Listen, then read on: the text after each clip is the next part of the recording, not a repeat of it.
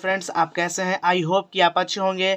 तो आज हम क्लास 10 मैथ चैप्टर 9 के प्रश्नावली 9.1 को सॉल्व करेंगे, जो कि 60 नंबर क्वेश्चन है। यह प्रश्नावली यानी कि 9.1 जो प्रश्नावली है बहुत ही इंपॉर्टेंट प्रश्नावली है। इस प्रश्नावली से बोर्ड के एग्जाम में एक प्रश्न आता ही आता है। तो चलिए आइए हम 6 नंबर क्वेश्चन को पढ़ते हैं कि 6 नंबर क्वेश्चन क्या बोलता है और सॉल्व करने का प्रयास करते हैं।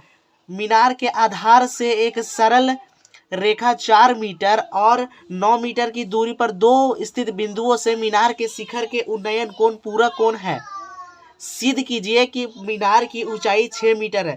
तो देखिए कि मीनार के आधार, देखिए यह एक मीनार है जिसके आधार से एक सरल रेखा, ठीक है, बोल रहा है कि मीनार के आधार यानी कि मीनार का आधार ये होगा और एक सरल रेखा 4 मीटर और 9 मीटर की दूरी पर दो स्थित बिंदुओं से मीनार के शिखर का उन्नयन कोण पूरा कोण है। यानी कि ये देखिए, ये जो सरल रेखा है यहाँ पे 4 मीटर की दूरी मान लेते हैं यहाँ, और एक 9 मीटर की दूरी पर दो बिंदु है, ठीक है, जिससे कि मीनार का शिखर, ये देखिए ये जो मीनार का शिखर है, चोटी को हम लोग शिखर बोलते हैं, शिखर का उन्नयन कोण हमारा क्या है? पूरा कोण है। तो सबसे पहले दो बिंदु मान लेते हैं कि यहाँ से यहाँ तक का जो दूरी है इसे हम लोग 4 मीटर मान लेते हैं, और फिर से देखिए यहाँ से जो पूरा यहाँ तक जो दूरी है हमारा 9 मीटर है, तो इसे 9 मीटर लिख लेते हैं। उसके बाद ध्यान दीजिएगा कि दो बिंदुओं के बीच यहाँ से जो मीनार के शिखर का उन्नयन कोण है वो पूरा कोण है। तो सबसे पहले हम इसको मिला लेंगे, इसको हम लोग मिला लेते हैं। सबसे पहले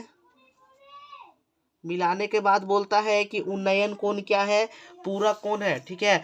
तो उन्नयन कोण यानी कि क्षैतिज रेखा से जब दृष्टि रेखा के ओर बद दिखता है, यानी देखिए यहाँ क्षैतिज रेखा है और ऊपर चोटी को देख रहा है, तो क्षैतिज से दृष्टि की ओर जो कोण बनेगा, इसे यहाँ पे जो कोण बनेगा उसे हम लोग उन्नयन कोण कहेंगे, और यहाँ पर जो कोण बनेगा, ठीक है। तो सबसे पहले हम लोग समझते हैं कि पूरक कोण आखिर कहते किसे हैं, ठीक है। तो यहाँ पर देखिए कि पूरा कोण किसे कहते हैं। ये दोनों कोण क्या है? पूरा कोण है। तो समझिए कि पूरक कोण क्या होता है, एकदम अच्छे से समझिएगा कि पूरक कोण क्या होता है, ठीक है। तो पूरक कोण क्या होता है कि जब दो कोणों का योग, ठीक है, तो जब कभी भी दो कोणों का योग 90 डिग्री हो जाए, यानी कि दो कोण को जोड़ने पे 90 डिग्री हो जाए, तो उसे हम लोग पूरक कोण कहते हैं। जैसे कि ये कोण और ये कोण दोनों मिला के दिया हुआ है यहाँ की उन्नयन कोण पूरक कोण है, यानी कि ये कोण और ये कोण क्या है? 90 डिग्री है। यानी कि हम लोग यदि इसको यहाँ पे देखिएगा, यदि जो ये कोण है ना, इसको यदि हम लोग थीटा मान सकते हैं, क्या मान लेंगे? थीटा। यदि हम इसको थीटा मानेंगे और तो इसको क्या मानना पड़ेगा? 90 माइनस थीटा। यहाँ पे क्या मानना पड़ेगा? 90 माइनस थीटा। अब क्योंकि दिया हुआ है कि जो दोनों कोण है पूरा कोण है, तो पूरा कोणों का योग 90 डिग्री होता है, तो यदि ये थीटा होगा तो दूसरा कोण क्या होगा? 90 माइनस थीटा। तो सबसे पहले क्या हम लोग देखिए इस चित्र में हम लोग नाम लिख लेते हैं। सबसे पहले इसे लिख लेते हैं ए, बी, सी और डी, ठीक है। तो हम लोग पूरा कोण समझ चुके हैं। तो सबसे पहले क्या करेंगे हम लोग, यहाँ ध्यान दीजिए कि लिखेंगे कि ए बी एक क्या है? मीनार है। माना कि मीनार की ऊंचाई क्या है? A B. और यहाँ हम लोग को सिद्ध करने बोल रहा है कि मीनार की ऊंचाई हमारा 6 मीटर है। तो सबसे पहले हम लोग बोलेंगे कि माना कि मीनार की ऊंचाई बराबर ए बी। उसके बाद हम लोग चित्र में काम करेंगे। तो सबसे पहले हम लोग लिख लेते हैं कि मीनार की ऊंचाई बराबर क्या है? A B. तो चलिए आइए हम यहाँ पे इस पेपर में लिखते हैं कि मीनार की ऊंचाई, माना, हल में हम लोग लिखेंगे कि माना कि मीनार की ऊंचाई बराबर क्या हम लोग मानेंगे? ए बी, ठीक है। तो यहाँ लिख लेते हैं ए बी। अब यहाँ पे थोड़ा सा ध्यान दीजिएगा कि यहाँ पे देखेंगे कि उन्नयन कोण क्या है? पूरा कोण है। उन्नयन कोण हमारा क्या था? पूरा कोण। तो यहाँ पे लिखेंगे चूंकि उन्नयन कोण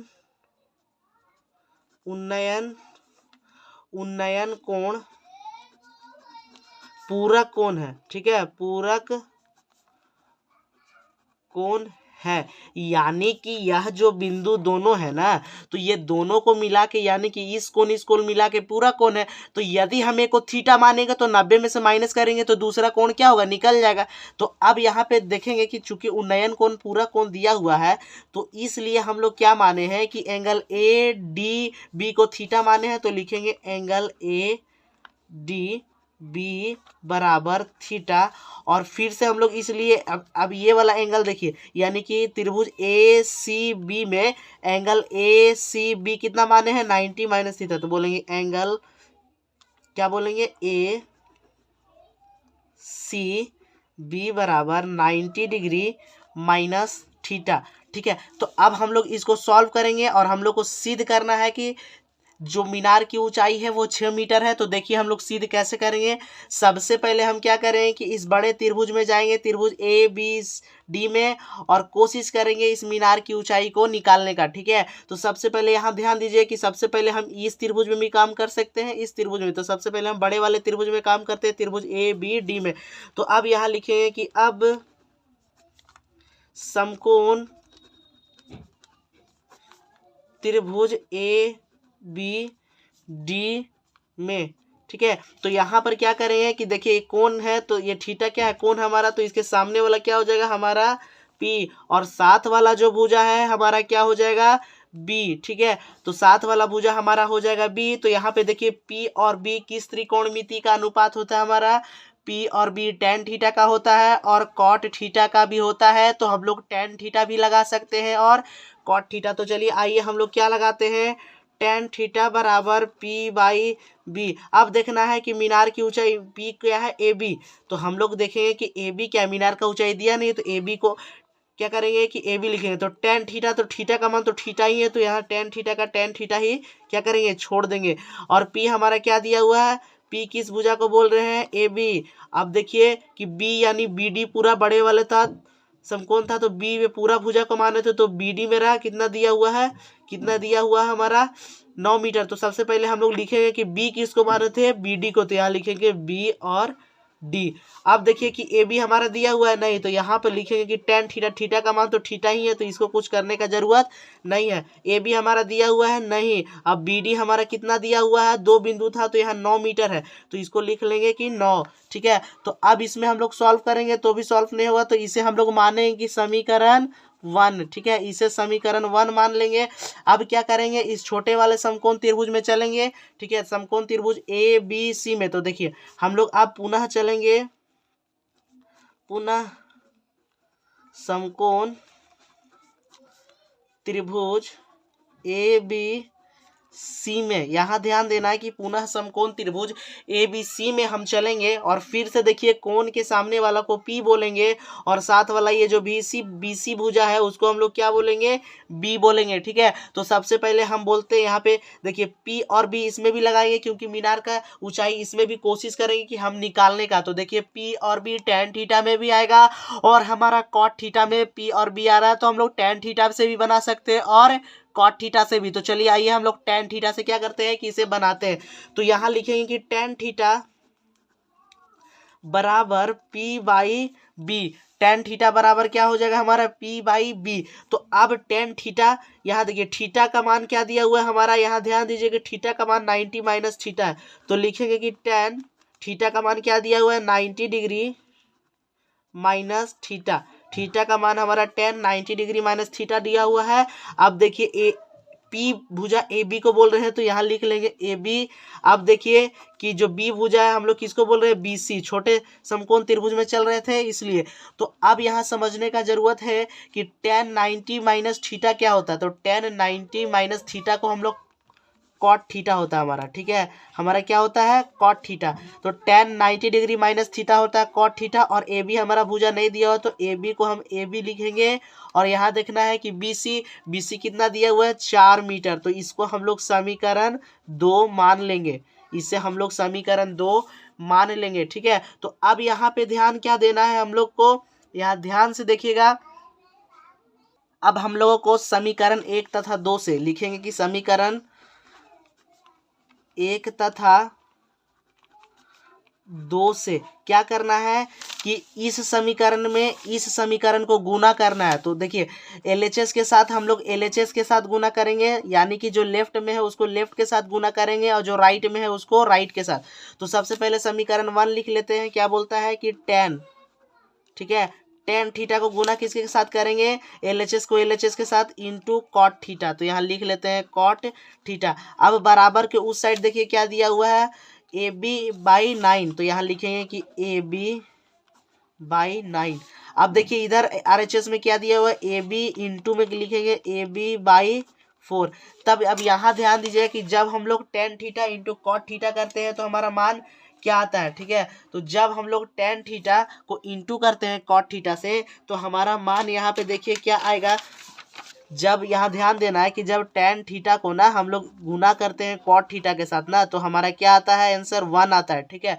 तो tan theta into cot theta क्या आएगा हमारा 1 बराबर, देखिए ए बी से जब ए बी गुना होगा तो ए बी से ए बी गुना होगा तो 2 को ए बी हो जाएगा, यानी कि ए बी का स्क्वायर, और 9 का पहाड़ा जब 4 बार पढ़ेंगे तो क्या होगा हमारा 36। अब यहाँ ध्यान देना है कि यहाँ पे नीचे एक कुछ नहीं है तो क्या है 1, ठीक है। तो जब 1 का टेबल ए बी का स्क्वायर बार पढ़ेंगे तो ए बी का स्क्वायर ही आएगा, तो 1 का टेबल 36 बार पढ़ेंगे तो 36 आएगा। देखिए इधर स्क्वायर है तो स्क्वायर को हटाएंगे तो इधर क्या लगाना पड़ेगा हमें, रूट। तो लिखते हैं ए बी बराबर अंडर रूट 36। अब देखना है कि अंडर रूट 36 का कोई भी किसका है, ठीक है, ये किसका स्क्वायर है, तो यहाँ पे देखेंगे कि 6 का स्क्वायर यानी कि 6 मीटर। तो देखिए ए बी हम लोग क्या माने थे, यहाँ पे माना कि मीनार की ऊंचाई ए बी है, और हम लोग को क्वेश्चन में सिद्ध भी करना था कि सिद्ध कीजिए कि मीनार की ऊंचाई बराबर 6 मीटर है, और यहाँ पर ए बी माने थे और ए बी हमारा क्या हुआ 6 मीटर आया। तो कहेंगे कि अतः सिद्ध हुआ कि मीनार की ऊंचाई, इधर हम साइड में लिखते हैं, यहाँ पे लिखेंगे कि अतः सिद्ध हुआ कि मीनार की ऊंचाई बराबर 6 मीटर है। तो आई होप यह क्वेश्चन आपको समझ में आएगा फ्रेंड्स, ठीक है। तो आप इसे एक बार फिर से दोबारा देख लीजिए, स्क्रीनशॉट मार लीजिए यदि इसको आपको लिखना है तो। फिर मिलते हैं एक नया वीडियो के साथ, तब तक के लिए जय हिंद। यदि आपको क्लास 10 चैप्टर मैथ यानी कि क्लास 10 में कोई भी चैप्टर का मैथ सॉल्यूशन देखना होगा तो हमें सब्सक्राइब करें और बेल आइकन को प्रेस जरूर कर दें और वीडियो को लाइक करें, जिससे आपको हर चैप्टर के नोटिफिकेशन मिलती रहेगी वीडियो की।